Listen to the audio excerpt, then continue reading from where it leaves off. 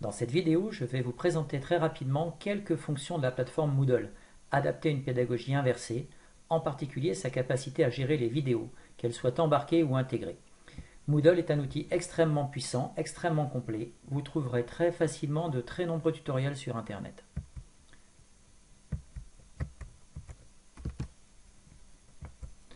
Tout d'abord, comment disposer d'une plateforme Moodle? Peut-être aurez-vous la chance que cet outil soit intégré à votre ENT, c'est le cas déjà dans de nombreuses académies. Sinon, vous pourrez passer par un prestataire Internet qui peut avoir Moodle préinstallé, sinon il faut l'installer complètement, soit l'installer directement sur votre propre machine, ça demandera d'avoir des connaissances en serveur Apache, PHP, MySQL, ou alors d'utiliser un produit tel que WAMP ou EasyPHP, ou enfin d'utiliser les ressources de Moodle Cloud. C'est cette alternative que nous utiliserons ici. Donc rendez-vous à l'adresse moodlecloud.com, vous y découvrirez les différentes offres tarifaires, en particulier l'offre gratuite qui, bien que limitée en nombre d'utilisateurs et en taille de fichiers téléchargeables, suffira pour l'occasion. Donc on s'enregistre sur la version gratuite. Il suffit de renseigner ensuite quelques paramètres, en particulier d'identification, de choisir le nom que l'on souhaite obtenir pour son site, le lieu de localisation des fichiers. Un code vous sera envoyé par SMS au numéro que vous aurez précédemment indiqué et vous aurez alors la possibilité d'arriver à la dernière étape, choisir votre mot de passe, celui qui sera le mot de passe de l'administrateur de la plateforme. Voilà, votre cours se présentera ainsi. Vous avez dans votre plateforme déjà un premier cours, Introduction à Moodle, qui présentera les principales fonctionnalités. Pour pouvoir créer maintenant votre propre cours, il va falloir basculer le site en mode édition. Cela fera apparaître alors un bouton Ajouter un cours et en cliquant dessus, vous aurez alors la possibilité de paramétrer ce cours. Les différents paramètres sont sans difficulté. Si vous ne connaissez pas le rôle d'un paramètre, eh bien on peut très facilement laisser le paramètre par défaut, sachant qu'il est toujours possible de revenir au paramétrage de départ du cours.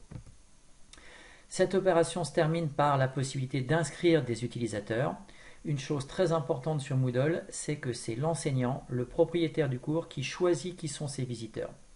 Par défaut, puisqu'on vient de la construire, la plateforme est vide, donc aucun utilisateur n'est pour l'instant présent, mais les utilisateurs, on va pouvoir les inscrire par la suite. Donc votre cours va ressembler à ceci. Vous aurez trois parties. La partie gauche avec le cadre de navigation et surtout le cadre des administrations. L'administration du cours, l'administration du site qui n'est offerte qu'à l'administrateur, la partie centrale qui sera donc la partie principale de votre cours dans laquelle il va falloir poser les documents, les activités et les ressources. Et puis on trouve sur la partie gauche différents cadres comme celui des commentaires, des forums, des dernières annonces qu'on peut assez facilement passer sur la partie gauche, voire faire disparaître pour gagner de la place. Quand on va vouloir enregistrer un document dans sa plateforme, plusieurs possibilités. La plus simple est de faire un glisser-déposer. Ce glisser-déposer, vous prenez votre fichier depuis une fenêtre d'exploration et vous le déposez tout simplement à l'endroit dans la section où vous voulez le voir apparaître. Quel que soit son type, alors il y a évidemment une question de taille. Par défaut sur la plateforme Moodle Cloud, c'est 100 mégaoctets de fichiers maximum téléchargeables, mais si c'est une installation locale, on peut monter jusqu'à 220 mégaoctets. Ensuite, une fois que le fichier est enregistré, il apparaît avec un petit icône qui révèle son type de fichier. Et comme vous le voyez actuellement, si le fichier n'est pas à la bonne position, on peut très facilement le déplacer.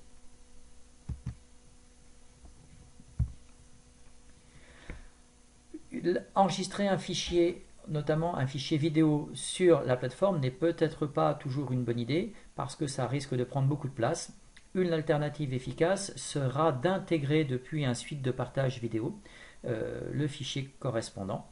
Pour cela, il suffit de se rendre sur la plateforme de vidéo qui héberge votre fichier, de trouver sur cette plateforme le code d'intégration. C'est le code iframe que l'on peut sur certaines plateformes paramétrer légèrement. On le copie et on va le rapatrier sur son cours Moodle. Pour cela, on bascule en mode édition. On va insérer une nouvelle ressource. C'est ici une ressource de type page. Et cette page, on va la paramétrer en lui indiquant un nom. Le nom sera celui du lien qui va apparaître. Ici, par exemple, expérience de Galilée. Le champ description ici n'a pas d'importance. Par contre, dans le contenu de la page, on va copier le code. Mais attention, par défaut, l'éditeur ne fait pas apparaître le bouton d'intégration. Il faut prendre l'éditeur enrichi. Et alors, en collant le code, en rebasculant vers la fenêtre de visualisation, on voit apparaître la vidéo. Il suffit d'enregistrer le travail et la vidéo est alors complètement visible depuis le cours. Voilà.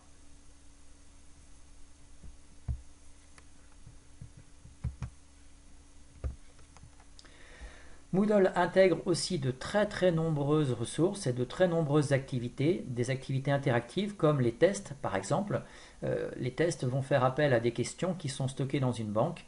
Moodle contient un très grand nombre de variétés de questions proposées. Une autre activité particulièrement intéressante pour les enseignants est l'activité leçon qui permet de proposer des parcours pédagogiques différenciés. Suivant les réponses formulées aux questions proposées, les élèves se verront ensuite aiguillés vers une page ou une autre. Moodle intègre aussi de très nombreuses autres activités dont vous trouverez très facilement, comme indiqué en introduction, des tutoriels sur Internet. Merci.